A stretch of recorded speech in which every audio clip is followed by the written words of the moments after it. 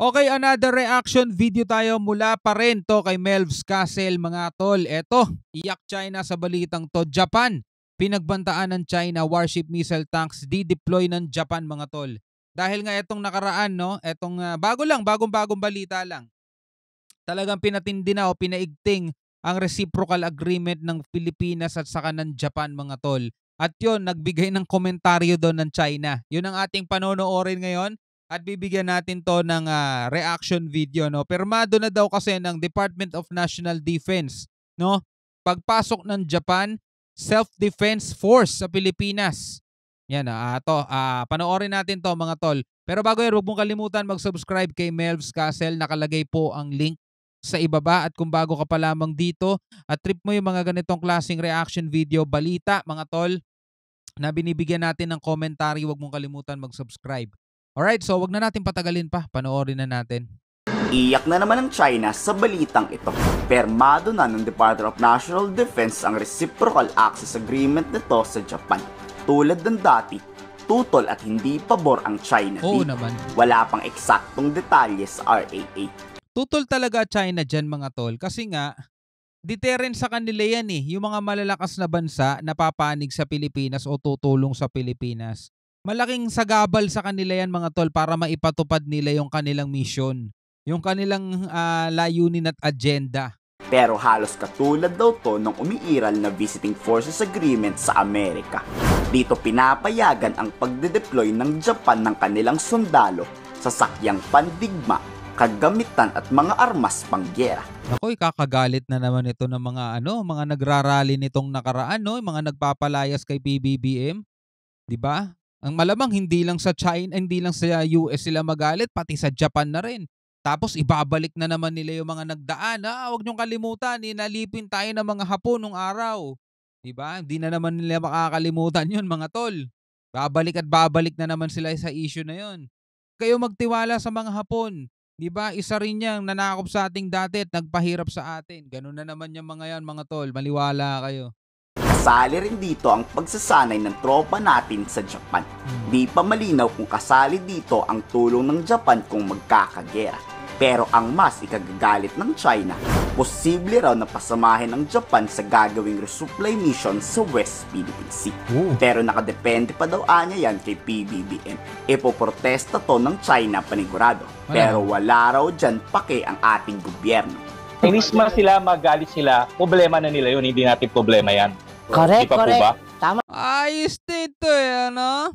Kung magalit sila, problema na nila yun, di natin problema yan. Basta ang alam natin mga tol, meron tayong sariling bansa, meron tayong sariling polisiya, kung sino yung gusto natin maging kaalyansa o kaalyado, kung ano man yung gusto nating gawin sa nasasakop nating karagatan, wala nang pakialam doon ng China, di ba? Tama yun. Ganyan yung attitude natin eh. Yung China ho, nagpapadala ho sila ng monster Coast Guard vessel. Hinaharaso nila yung ating mga kasandaluhan ho sa ayungsyon. Isa, naputulan pa ho ng daliri. May pakialam ho ba sa atin ng China? Iniisip po ba ng China na naharaso tayo, nasasaktan ho tayo? Wala. So, let's give the Chinese the same treatment. O, di ba? Kung nagagalit tayo sa kanila, may pakialam ba sila sa atin? Wala. Tayo pa nga binabaliktad nila eh. Tayo pa nga yung sinasabi nilang nagpo-provoke eh, di ba? Kung ganyan yung kami tinatrato, ganyan din namin kayo gaya. Kung hindi kayo sensitive sa aming national sensitivity, hindi nyo tinitake into account, then we will return to you the favor. Di ba? Dahil sa pagtulong ng Japan at US sa Tikman nyo yung sarili nyong gamot. Pilipinas, di natutuwa ang Chinese Foreign Ministry. Inaakusahan pa ni Mao Ning ang Japan na tila bumabalik raw sa masalamuot na nakaraan ng digma. Naku, yan na naman sila. O, di ba? Sinimulan na ng China mga tol. Ibinabalik nila yung nakaraan sa mga Hapon. O, hindi nang gagawin ng mga vlogger, ng mga media na ayaw sa gobyerno natin, yung mga nagrarally, lahat yan hahalungkatin nila. Kasi ganoon nga yung ginagawa nila sa US eh. Di ba? Lahat ng ginawa sa atin ng US nung nakaraan sa history, ibinabalik nila. O malamang ganun din ang gagawin nila sa Japan. O, sasabihin na naman nila, etong China, etong Chinese, wala tayong history na inalipin tayo. Wala nga tayong history ng ganun. Gayon pa lang nila sinisimulan yung history. Kailan magiging history yon? Makalipas ng isang dekada? Since 2012 mga tol, mula nung nagkaroon tayo ng ng tawag dito, standoff dito sa may Scarborough. Hindi pa ba history 'yon para sa kanila?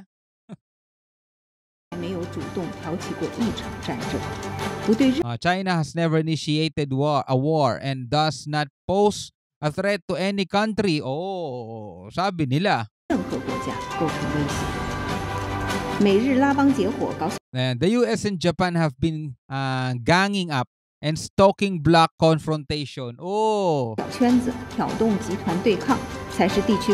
this is the real challenge facing peace and stability in the region. Ayan na naman sila mga tol. Ganun na naman sila mambaliktad mga tol, 180 degrees.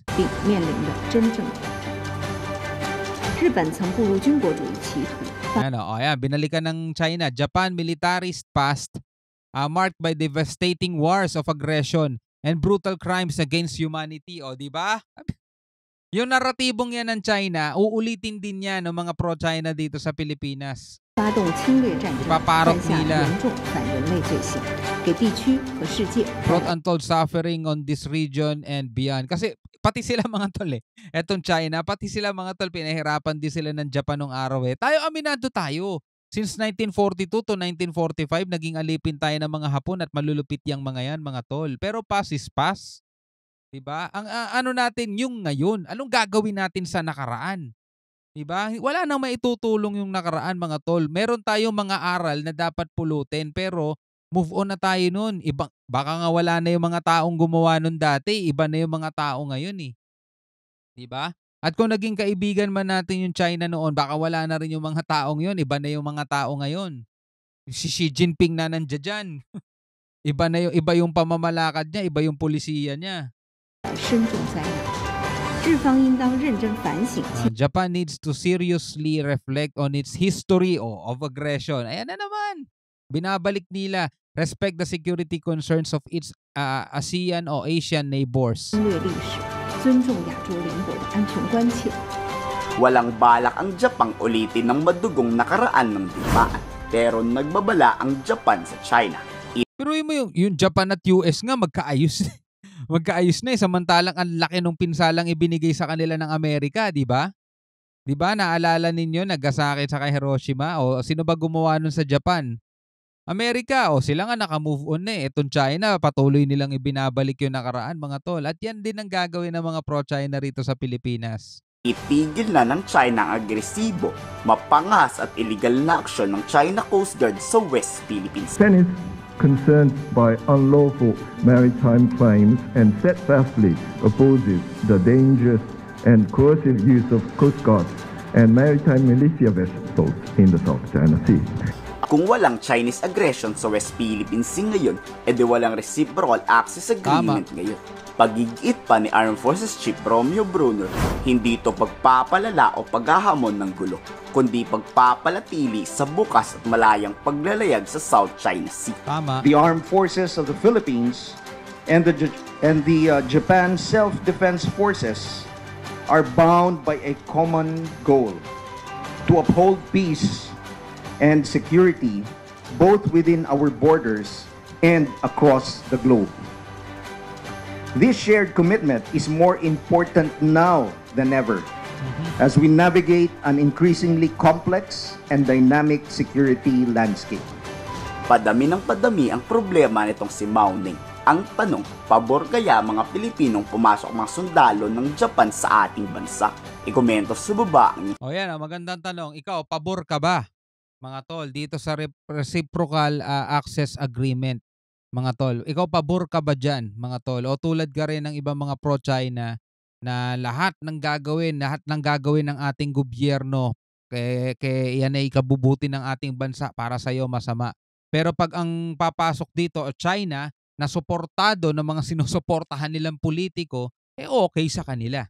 'Di ba? Kahit na agawan pa tayo ng isla, agawan tayo ng teritoryo, basta tropa yan ng kanilang mga sinusuportahan politiko, approve yan sa kanila. Well, anyway, comment ka na lang sa ibaba. Hanggang sa muli, ako nga pala si Shobaldi. Peace out.